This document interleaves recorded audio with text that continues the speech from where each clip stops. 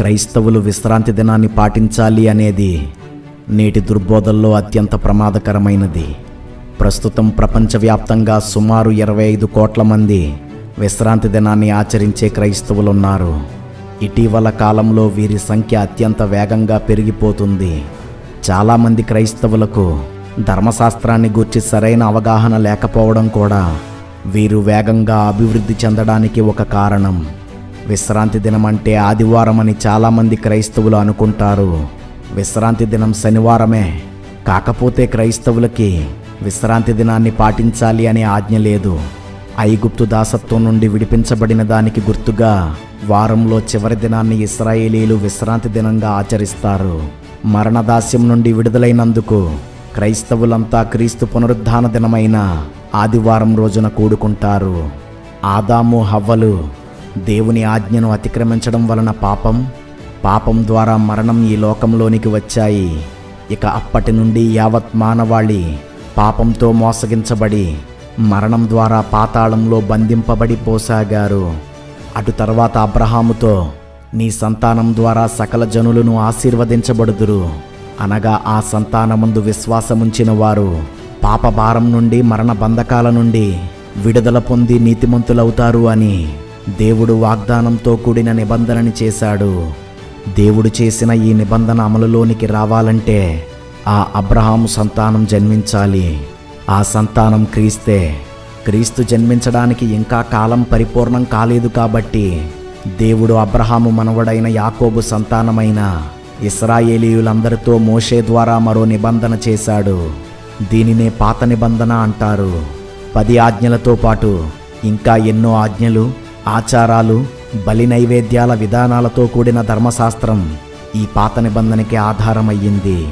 వాగ్దాన నిబంధన చేసిన 430 సంవత్సరాల తర్వాత ఈ పాత నిబంధన చేయబడింది.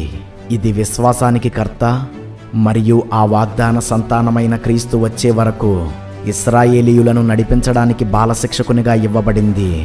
ఈ నిబంధన చేయబడిన 1500 సంవత్సరాలకి క్రీస్తు ఈ లోకంలో జన్మించాడు. తన సువార్త ద్వారా నూతన నిబంధనని అనగా వాగ్దాన నిబంధనని ప్రకటించి తాను జీవించినంతకాలం ధర్మశాస్త్ర ఆజ్ఞలన్నింటినీ పాటించి తన శిలువ మరణం ద్వారా ఛాయలు, పండుగలు, ఆచారాలతో కూడిన ధర్మశాస్త్రాన్ని నెరవేర్చి సమాప్తి చేశాడు. ఆయన మరణించిన మరుక్షణంలోనే పాత నిబంధన సమాప్తి చేయబడి నూతన నిబంధన అమలులోనికి వచ్చింది. విశ్వాసానికి కర్త వచ్చేశాడు కాబట్టి, విశ్వాసం వెల్లడయింది కాబట్టి ఇక బాలశిక్షకుడైన ధర్మశాస్త్రం క్రింద ఉండకూడదు. ధర్మశాస్త్ర సంబంధమైన ఆజ్ఞల్ని కానీ పండుగ ఆచారాలను కానీ పాటించకూడదు. బైబిల్ ఇలా బోధిస్తుంటే ఈ సబ్బాతు ఆరాధికులు పూర్తి విరుద్ధంగా బోధిస్తూ అనేకుల్ని ధర్మశాస్త్రాన్ని ఆచరించేవారిగా మార్చేస్తున్నారు. వారి దుర్బోధల్ని ఒకసారి పరిశీలిద్దాం. 10 ఆజ్ఞలతో కూడిన ధర్మశాస్త్రం ఆదాము నుండి ఉందని వీళ్ళు బోధిస్తారు. కానీ బైబిల్ ధర్మశాస్త్రం మోషే కాలంలో వచ్చిందని, ధర్మశాస్త్రం రాకమునుపే పాపం లోకంలో ఉన్నదని స్పష్టంగా చెప్తుంది. ధర్మశాస్త్రం మరియు 10 ఆజ్ఞలు వేరువేరని, 10 ఆజ్ఞలు నిబంధనలోనికి రావని, ఒకవేళ ధర్మశాస్త్రం కొట్టివేయబడినా 10 ఆజ్ఞలు నిలిచే ఉంటాయని వీరు బోధిస్తారు. కానీ 10 ఆజ్ఞలు ధర్మశాస్త్రంలో ఒక భాగమని, రాతి పలకల మీద ఉన్న 10 ఆజ్ఞలే మొదటి నిబంధనకి మూలవాక్యాలని బైబిల్ చెప్తుంది. ధర్మశాస్త్రాన్ని దేవుడు మనుషులందరికీ ఇచ్చాడని, అందుకే క్రైస్తవులు ధర్మశాస్త్రాన్ని పాటించాలని వీరు బోధిస్తారు. కానీ ధర్మశాస్త్రం కేవలం ఇశ్రాయేలీయులకి, ఇశ్రాయేలీయుల చేత కొనబడి సున్నతి పొందిన అన్యులకు మాత్రమే ఇవ్వబడిందని బైబిల్ స్పష్టంగా చెప్తుంది. మొదటి నిబంధన కూడా దేవుడే చేశాడు కాబట్టి అది ఈ యుగాంతం వరకు అమలులో ఉంటుందని వీరు బోధిస్తారు. కానీ విశ్వాసానికి కర్త అయిన క్రీస్తు వచ్చే వరకు ఇశ్రాయేలీయులను నడిపించడానికి మాత్రమే ధర్మశాస్త్రం ఇవ్వబడిందని బైబిల్ స్పష్టంగా చెప్తుంది. ధర్మశాస్త్రం నెరవేరే వరకు మాత్రమే అమలులో ఉంటుంది. క్రీస్తు వచ్చి తన జీవన్మరణాల ద్వారా ధర్మశాస్త్రాన్నంతటినీ నెరవేర్చి సమాప్తి చేశాడు. విశ్రాంతి దినమైన శనివారం రోజునే సమాజంగా కూడుకోవాలని, ఆదివారం ఆరాధిస్తే నరకమే గతి అని వీళ్ళు బోధిస్తారు. విశ్రాంతి దినాన బరువులు మోయకూడదని, ప్రయాణాలు చెయ్యకూడదని, క్రయ విక్రయాలు జరపకూడదని, అగ్ని రాజబెట్టకూడదని, ధనాన్ని సంపాదించే ఏ పని చెయ్యకూడదని ఆజ్ఞాపించబడింది. వీరు ఇవేం పట్టించుకోకుండా మేము విశ్రాంతి దినాన్ని ఆచరిస్తున్నామంటుంటారు. ఆదిమ సంఘం విశ్రాంతి దినాన్ని పాటించలేదు.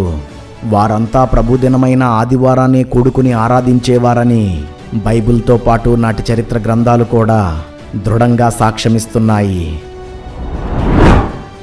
యేసుక్రీస్తు విశ్రాంతి దినాన్ని, పండుగల్ని పాటించాడు కాబట్టి క్రైస్తవులు కూడా బలులు, సున్నతి మినహా మిగిలిన ధర్మశాస్త్రాన్నంతటినీ పాటించాలని వీరు బోధిస్తారు. ధర్మశాస్త్రానికి లోబడిన వారిని విమోచించడానికి, ధర్మశాస్త్రాన్ని నెరవేర్చడానికి క్రీస్తు ధర్మశాస్త్రానికి లోబడ్డాడు, కానీ మనం ధర్మశాస్త్రాన్ని పాటించాలని కాదు. ధర్మశాస్త్రాన్ని, క్రొత్త నిబంధనని కలిపి పాటించాలని వీరు బోధిస్తుంటారు. కానీ 2 నిబంధనల్ని కలిపి పాటించడం వ్యభిచారమని రోమాపత్రిక 7వ అధ్యాయం 1-5 వచనాల్లో రాయబడింది. ధర్మశాస్త్రం పాటించకూడదు అంటే హత్య చేయవచ్చా, వ్యభిచరించవచ్చా అని వీరు ప్రశ్నిస్తారు. వీరికి ధర్మశాస్త్రానికి, ఆజ్ఞలకి తేడా తెలియదు. ఆజ్ఞ ఏదేను తోట నుండే ఉంది. దానికి ధర్మశాస్త్రంతో సంబంధం లేదు. క్రొత్త నిబంధనలో కూడా ఆజ్ఞలున్నాయి. యేసుక్రీస్తు సువార్త ప్రారంభించడంతోనే పాత నిబంధన ఆజ్ఞల్ని మార్పు చేస్తూ క్రొత్త ఆజ్ఞలిచ్చాడు. ప్రభు ఆజ్ఞాపించినవి, అపోస్తలులు తమ పత్రికలలో తెలిపినవి మాత్రమే క్రొత్త నిబంధన సంఘానికి పునాది. క్రొత్త నిబంధన అంతటిలో ఒక్కసారి కూడా విశ్రాంతి దినాన్ని పాటించాలి అని ఆజ్ఞ ఇవ్వబడలేదు. కాబట్టి క్రైస్తవులు విశ్రాంతి దినాన్ని ఆచరించరు. ధర్మశాస్త్రంలో కొన్నింటినే క్రీస్తు నెరవేర్చాడు అని వీరు వాదిస్తుంటారు. కానీ ధర్మశాస్త్రమంతా ఒకేసారి నెరవేర్చబడుతుందని మత్తయి సువార్త 5వ అధ్యాయం 18వ వచనంలో వ్రాయబడింది. క్రీస్తు రాకముందు తప్పు కాని ధర్మశాస్త్రం క్రీస్తు వచ్చాక ఎందుకు తప్పు అయ్యింది అంటూ వీరు ప్రశ్నిస్తుంటారు. క్రీస్తు రాకముందు బలులు అర్పించేవారు, కానీ ఇప్పుడు అర్పించడం లేదు. ఎందుకు అని మనం తిరిగి ప్రశ్నిస్తే వీళ్ళు ఏం సమాధానం చెప్తారు? క్రీస్తు ఈ లోకానికి వచ్చిన తర్వాత ధర్మశాస్త్ర పండుగలను, విశ్రాంతి దినాన్ని మాన్పిస్తాడని బైబిల్ ప్రవచించింది. క్రీస్తు వీటిని మాన్పించడానికి వచ్చాడు, కొనసాగించడానికి కాదు. అందుకే క్రీస్తునే మార్గముగా నమ్మేవారు వీటిని పాటించరు. దేవాలయము కంటే గొప్పవాడైన క్రీస్తుకు యాజకులైన క్రైస్తవులు విశ్రాంతి దినాన్ని అతిక్రమించినా నిర్దోషులేనని క్రీస్తు చెప్పాడు. స్వతంత్రులైన క్రైస్తవుల్ని మరలా దాసత్వంలోనికి నడిపించడానికి నిర్విరామంగా పనిచేస్తున్న వీరి విషయంలో జాగ్రత్త పడదాం. దేవుడు మానవాళికి ఇవ్వాలనుకున్న విశ్రాంతికి సాదృశ్యమే విశ్రాంతి దినాచారం. క్రీస్తు ఈ లోకానికొచ్చి నేను మీకు విశ్రాంతినిచ్చెదను అని బోధించి ఆయన శాంతినే మనకు అనుగ్రహించాడు. మనం ఛాయా సాదృశ్యాలలో కాక నిజస్వరూపమైన క్రీస్తులో ఉన్నాం. కొరింథీ, గలతీ మొదలైన ఆదిమ సంఘాలను కూడా వీరు అలాగే మోసగించారు. అప్పుడు పౌలు పత్రికలు రాసి మరలా వారిని స్థిరపరిచాడు. మనం కూడా మన సంఘాలకు బోధించి హెచ్చరించి వీరి చేతుల్లో మోసపోకుండా కాపాడదాం. వందనాలు.